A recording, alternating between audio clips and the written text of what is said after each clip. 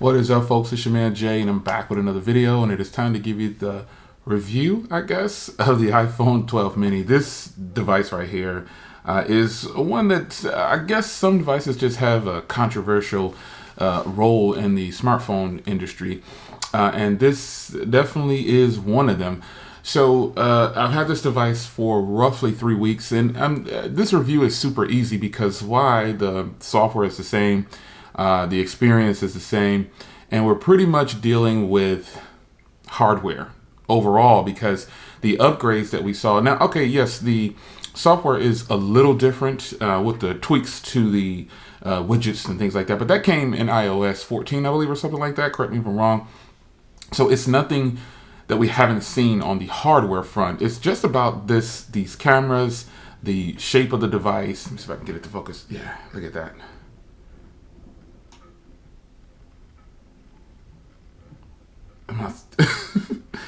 You get it. The hardware is different. Now, one thing I do want to discuss is battery. That's a part of the hardware too. That's different. But let's talk about battery for just a second. Now, my experience, when I first got this device, I thought I was going to need a battery case. Like, way down in my subconscious, I figured, you know what, you're going to need a battery case. This is a small phone, but it's got a decent sized battery. But that went out the window pretty quickly because we know how Apple does things. They definitely limit their hardware, and they just keep everything so locked down. And the battery in this thing, turns out it's actually really good. Now, there are a few people that actually have this device that I kind of talk to in a certain circle, and they love the battery just like I do. I can definitely make it through a full 24 hours. This phone doesn't die as quick as I thought it would. And with that, I have tons of things syncing. I've got lots of social media. There's just a lot going on, excuse me, for my battery to drain the way it drains. And Apple still has that long standby time when it's not in use. Now, I only charge the devices when the battery's down. I don't put them on the charger normally just to charge them. When the battery gets to about 15-20%, then I'll go ahead and just slap it on the charger, and I just leave it. I don't mess with phones while they're on the charge. I let them get their fastest speeds that they could possibly charge at, and I think that's just the way it should be done. And you'll notice that your phone will charge obviously a lot faster when you're not using it, while it's on the charger. Some people do that. It's fine. There's nothing wrong with that. But battery life for me, in a nutshell, has been fantastic. There has been no problems with the battery whatsoever. I don't anticipate any problems. I just don't think I'm going to have any issues with this battery down the line. Now, performance, like I said, is the same as the other iPhones. It's just an iPhone. You got the icons, even though they added like these fake widgets and the horrible app tray, it's still just an iPhone, and that software is stable. It's not a put down or anything like that. It's stable software. We know what to expect. It's what it is. So if you're getting the new iPhones thinking that you're going to get this great experience outside of the previous iPhones, keep your iPhone 11s. You're not going to get this super fantastic. Keep your iPhone 10s if that's the matter. But hardware-wise, now we'll shuffle to hardware. They gave it these cameras pretty much all they could give.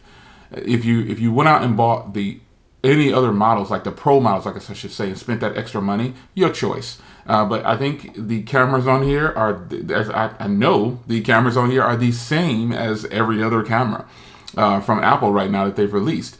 You're not getting anything special about the Pro models except for the LiDAR and the telephoto lens, but you can still zoom on here. So it's not like you're missing out on something, and you could save a ton of money by going with the 12 or the 12 mini, trust me. But camera-wise, flawless. Just flawless to me. I really like the cameras. Photos, everything. I'll do some quick snippets right now, right here in the office, because it's 30 degrees outside. I'm not going out there, so take a look.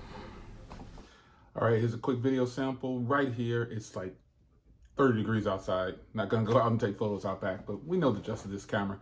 Here's video from the rear camera on the iPhone 12 mini. Now we can hit up the front camera and show you the front camera and how it does with video right here. I think the iPhone's video cameras is spectacular, hands down.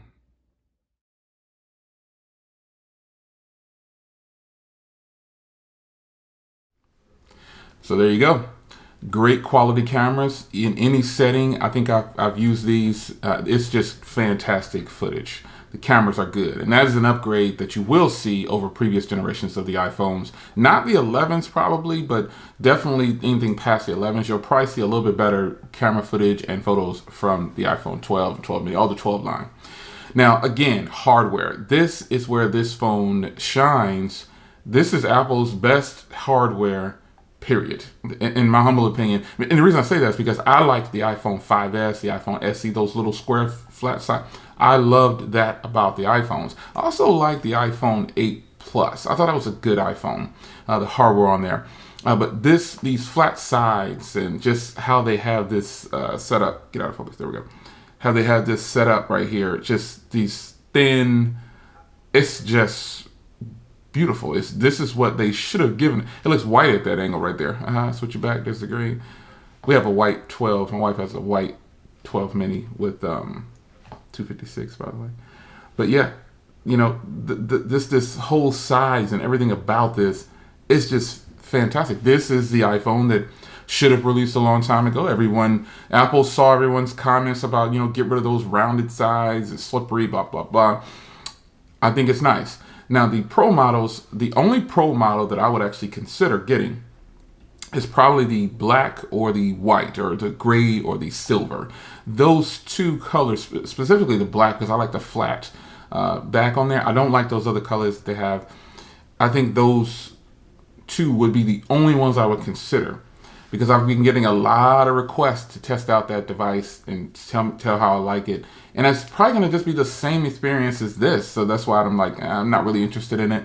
But believe it or not, I've gotten so many requests to to check out that device. I'm thinking the only thing is just going to be hardware, which is why I'm focusing kind of on that in this video. That's the difference.